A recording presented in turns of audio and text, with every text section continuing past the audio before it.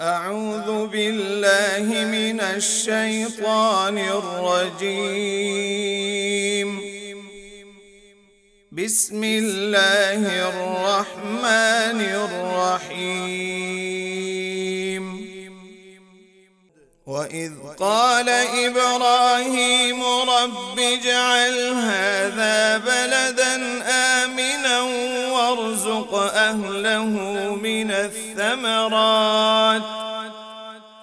وارزق أهله من الثمرات من آمن منهم بالله واليوم الآخر.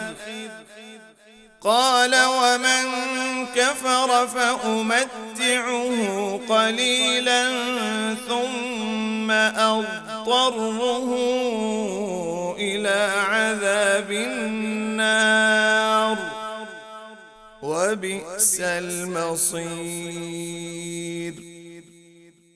وإذ يرفع إبراهيم القواعد من البيت وإسماعيل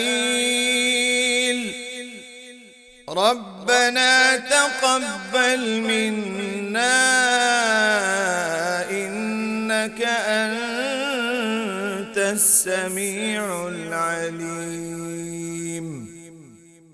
ربنا واجعلنا مسلمين لك ومن ذريتنا أمة مسلمة لك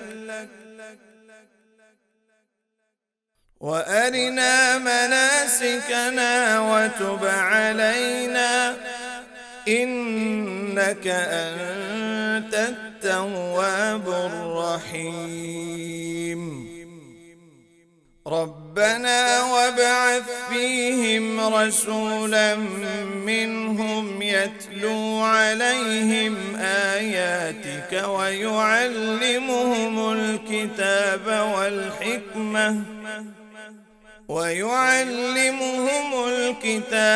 والحكمة ويزكيهم إنك أنت العزيز الحكيم.